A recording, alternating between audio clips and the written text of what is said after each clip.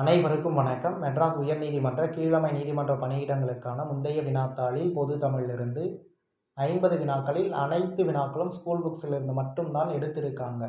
இதில் உள்ள ஒவ்வொரு வினாக்களும் எந்த வகுப்பு பாடப்பகுதியிலிருந்து வந்திருக்கு என்பதை இந்த வீடியோ மூலமாக பார்க்கலாம். ஸோ இந்த வீடியோ என்பது ப்ரீவியஸ் கொஷின் பேப்பர் அனலைஸ் வீடியோவாக இருக்கும். நம்ம சேனலை சப்ஸ்கிரைப் பண்ணாதவங்க சப்ஸ்கிரைப் பண்ணிடுங்க. இதன் பிறகு தொடர்ச்சியாக தேர்வுக்கு பயனுள்ள வகையில் வீடியோக்கள் கொடுக்கப்படும். விருந்தினரும் வறியவரும் நெருங்கியுண்ண மேன்மேலும் முகமலரும் மேலூர் போல என்ற வரிகள் கொண்ட இலக்கிய நூல் எது? கலிங்கத்து பரணி. இந்த கேள்வி பார்த்தீங்கன்னா 10th தமிழிலிருந்து 3ஆம் இயலில் இருக்கக்கூடிய விருந்து போற்றுதும் என்ற உரைநடை பகுதியிலிருந்து பாக்ஸ் ஐட்டம்லேருந்து எடுத்திருக்காங்க. வாய்ஸ் கொஞ்சம் அட்ஜஸ்ட் பண்ணிக்கோங்க. ஆ இ உ என்பன டேஷ் ஆகும், சுட்டெழுத்துகளாகும்.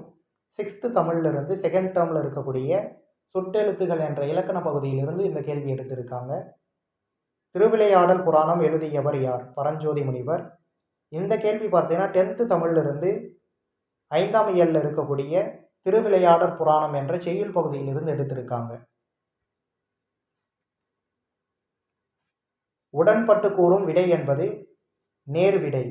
இந்த கேள்வி பார்த்தீங்கன்னா 10th தமிழிலிருந்து 5ஆம் இயலில் இருக்கக்கூடிய வினாவிடை வகைகள் என்ற இலக்கண பகுதியிலிருந்து எடுத்திருக்காங்க.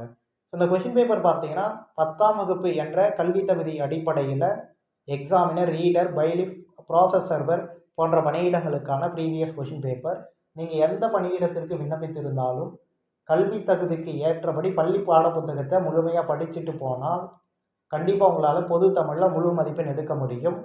பொது அறிவு என்பது முழு மதிப்பெண் எடுப்பது கடினமான ஒன்று. எனவே பொது தமிழில் முழு மதிப்பெண் எடுக்க ட்ரை பண்ணுங்கள்.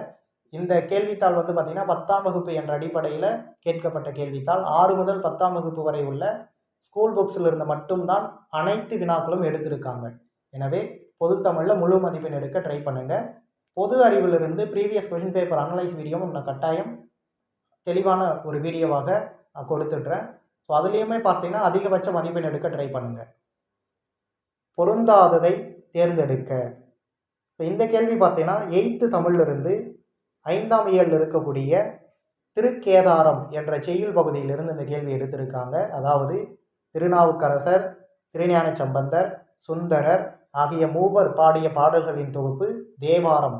எனவே இங்கே மாணிக்க வாசகர் என்பவர் பொருத்தமில்லாதவராக இருக்காரு. கம்பன் வீட்டு கட்டுத்தறியும் கவி பாடும் என கூறியவர் யார்? பாரதியார். இந்த கேள்வி பார்த்தீங்கன்னா 10th தமிழிலிருந்து 6ஆம் இயலில் இருக்கக்கூடிய கம்பராமாயணம் என்ற செய்யுள் பகுதியிலிருந்து எடுத்திருக்காங்க.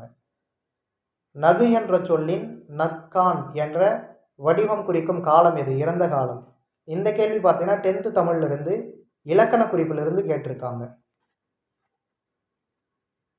சிலப்பதிகாரத்தில் மாதவி நடனமாடிய ஆடல்கள் எத்தனை வகைப்படும்? 11 வகைப்படும். இந்த கேள்வி பார்த்தீங்கன்னா 10th தமிழிலிருந்து 6ஆம் இயலில் இருக்கக்கூடிய நிகழ்கலை என்ற உரைநடை பகுதியிலிருந்து எடுத்திருக்காங்க.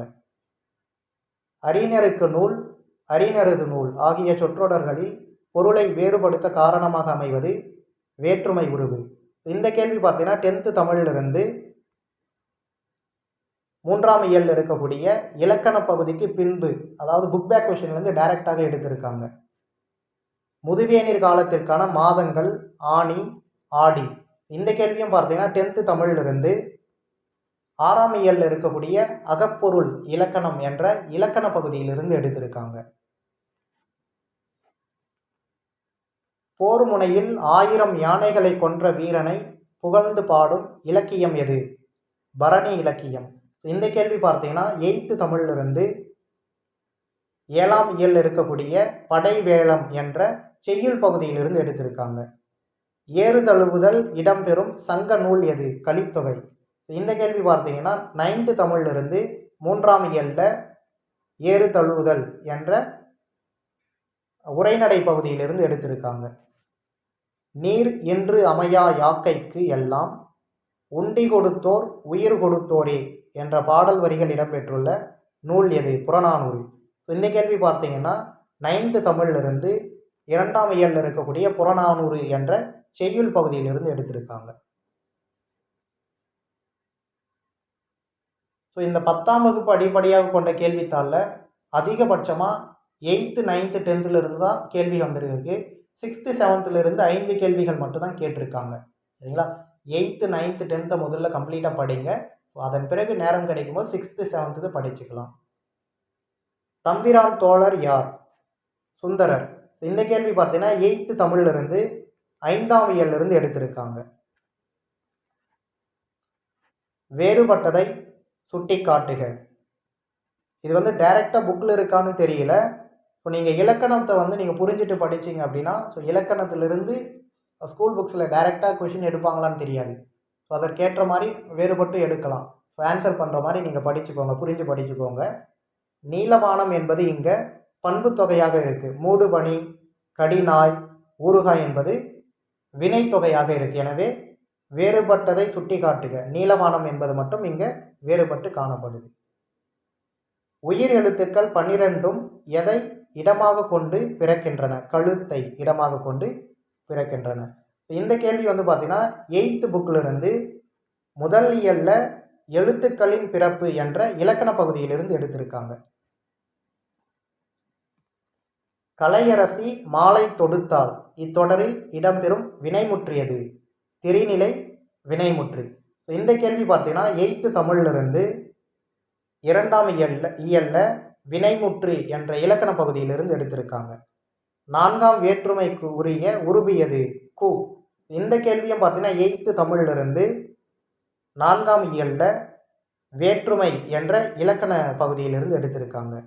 தனித்து இயங்காத சொல் எது? இடைச்சொல். இந்த கேள்வி பார்த்தீங்கன்னா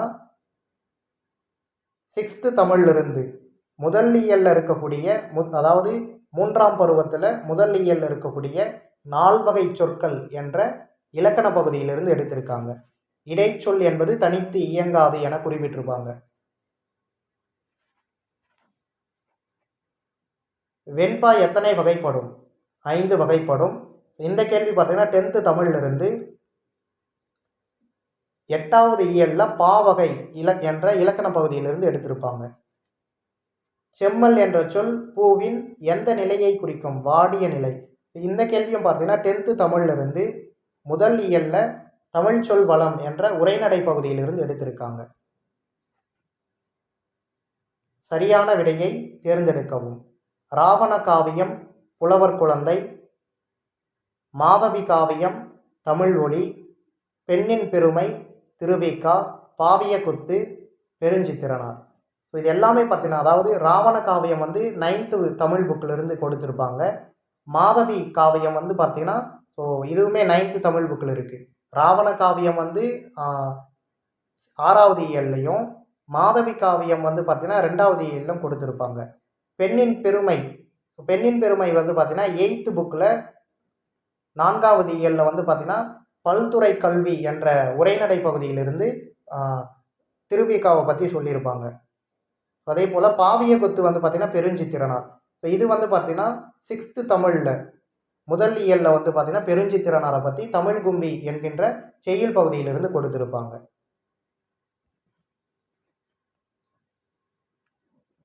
ஃபோல்டர் என்பதன் தமிழ் சொல் தருக.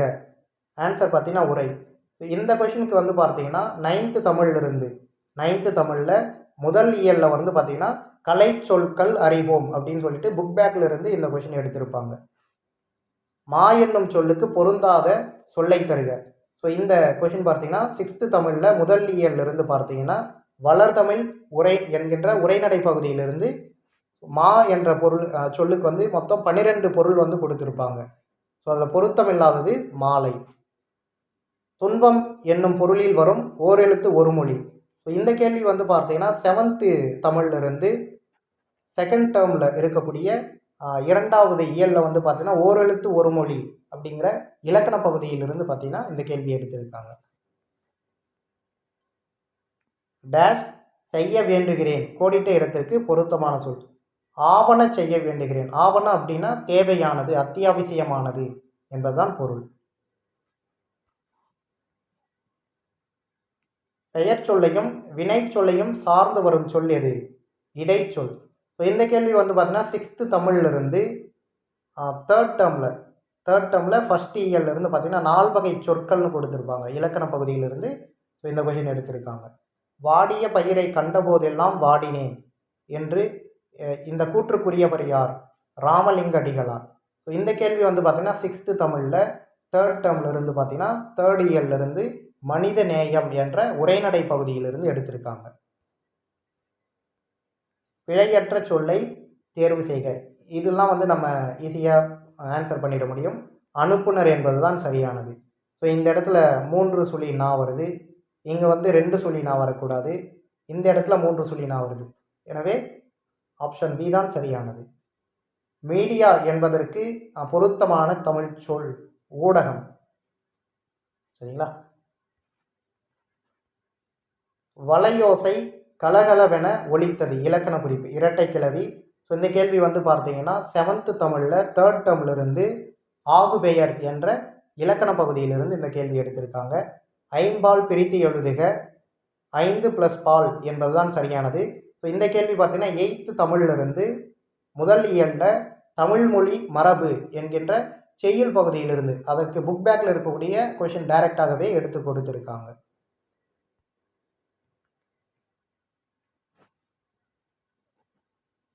குளரும் பறவை, குமுறும் கொடுத்துருக்காங்க இல்லையா? ஸோ இது வந்து குளரும்னு வரணும். ஆந்தை அலரும், காகம் கரையும், மயில் அகவும், கூகை குளரும். சரிங்களா? குமுறும்னு கொடுத்துருக்காங்க. 3வது வந்து பார்த்தீங்கன்னா லாவா எடுத்துக்கோங்க, லூவா எடுத்து குளரும். சரிங்களா? குளரும் லாவா எடுத்துக்கோங்க. கூகை குளரும் என்பதுதான் சரியானது. ஸோ இந்த 33வதும் 34வது மரபு பிழை சொல்லியிருக்காங்க இல்லையா? இந்த 2 கொஷினுமே பார்த்தீங்கன்னா 8th தமிழில் முதல் இயலில் வந்து புக் பேக்கில் வந்து கொடுத்துருப்பாங்க. ஃபஸ்ட் இயலில் புக் பேக்கில் வந்து பார்த்தீங்கன்னா ஸோ இந்த மரபு பிழை பற்றி கொடுத்துருப்பாங்க. கோழி கொக்கரிக்கும் சரி, குயில் கூவும் சரி, காகம் கரையும் என்பது தான் சரியானது. இங்கே இது தவறாக கொடுத்துருக்காங்க. ஸோ இங்கே என்ன மரபு பிழையுள்ள தொடர். எனவே ஆப்ஷன் சி தான் சரியானது. கிளி பேசும் என்பதும் சரி. தொடரின் ஈற்றில் இடம்பெறும் நிறுத்தக்குறி முற்றுப்புள்ளி. ஸோ இந்த கேள்வி பார்த்தீங்கன்னா 8th தமிழிலிருந்து 8th தமிழில் 4வது இயலிருந்து புக் பேக் கொஷின்ஸ். சரிங்க? முற்றுப்புள்ளி, ஆச்சரியக்குறி எல்லாத்துக்குமே வந்து பார்த்தீங்கன்னா ஸோ இதை வந்து கொடுத்துருப்பாங்க. அதுலேருந்து அந்த கேள்வி வந்திருக்கு. ஸோ பிழையான தொடரை சுட்டி காட்டவும். எந்த பாடம் என்பது தான் சரி. 8th புக்கிலிருந்து இந்த கொஷின் வந்திருக்கு. எழுது பொருள், எழுது பொருள் எது சரியானது? ஸோ இந்த எழுது பொருள் தான் சரியானது.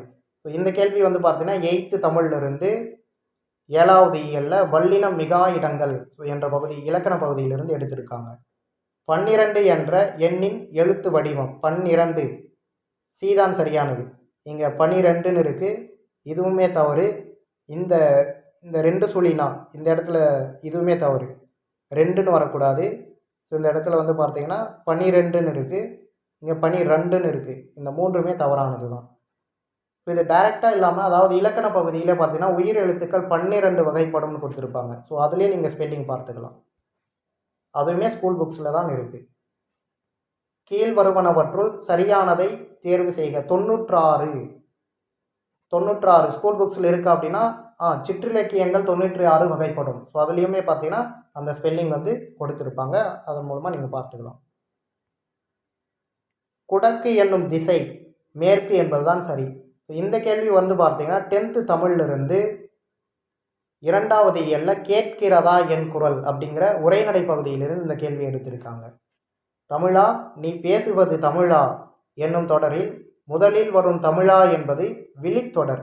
இந்த கேள்வி வந்து பார்த்தீங்கன்னா 10th தமிழிலிருந்து 3வது இயலில் இருக்கக்கூடிய தொகாநிலை தொடர் என்கிற இலக்கண பகுதியிலிருந்து எடுத்திருக்காங்க.